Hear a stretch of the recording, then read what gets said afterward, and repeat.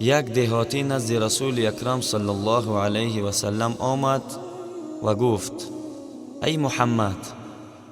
رسول اکرم صلی الله علیه و سلم لبیک گفتند. همیشه جواب بدتمیزی را با محبت می دادند. گفت: من سه سخن تو را نمی فهمم. رسول اکرم صلی الله علیه و سلم گفتند: بگو کدام ها را؟ گفت: تو می گویی که ما دین بابا و اجداد خود را گذاشته دین تو را قبول می کنیم. ما برای چی دین خود را گذاریم؟ رسول اکرم صلی الله علیه و سلم گفتند: خب باز کدام سخنم؟ گفت: باز تو می گویی که روم و ایران فتح می شود. آنجا اینقدر پادشاهان بزرگ است و تو فقیر، چی طور فتح می کنی؟ رسول اکرم صلی الله علیه و سلم گفت: خب سیومش را بگو. گفت: تو می گویی که پس از میرانیدن باز زنده می شویم. تا امروز کی زنده شده است؟ بابا و اجداد ما کسی زنده شده است؟ همه در قبرها هستند. رسول اکرم صلی الله علیه و سلم تبسم کردند و گفتند: لعلک تطول بک الحیاه.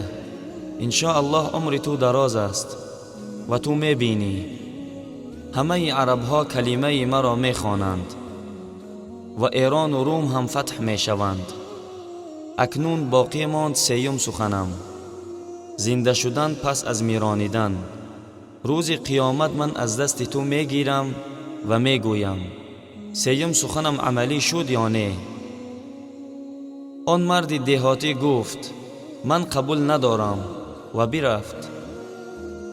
وقتی که مکه فتح شد و عرب ها کلمه خواندند و مسلمان شدند، این شخص گفت: یکم سخنش عملی شد.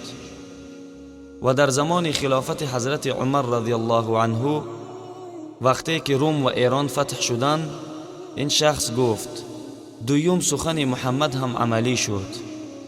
من باید ایمان بیاورم. اکنون سیومش انیق هست. ایمان آورد و هجرت کرد و مدینه منوره آمد و زندگیش را در مدینه گذرانید. وقتی که در مجالس حضرت عمر رضی الله عنه می آمد این شخص، حضرت عمر رضی الله عنه بسیار با یک احترام خوب پیشوازش می گرفت. صحابه ها حیران می شدند. یک دهاتی را اینقدر سخت احترام می کند عمر؟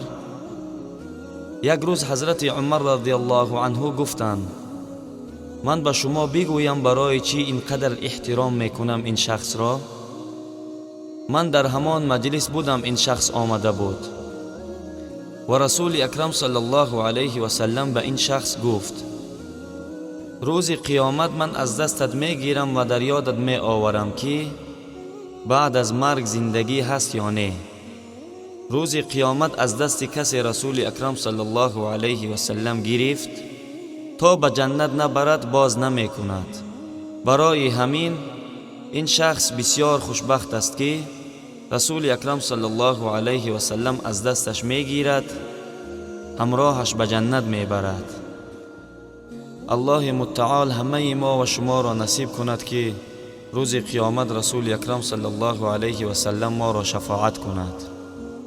برادران عزیز، سخنان خوب را برای دیگران رسانیدن این خود صدقه جاریه است. برای چنین نوارهای پندآمیز در همین کانال جمیل تیوی آبونه شوید. جزاکم الله خیرا و السلام علیکم و رحمت الله و برکاته. أسأل التاريخ ينبي كيف أبصرت نداه، بالغ البذل جميعا وانتهى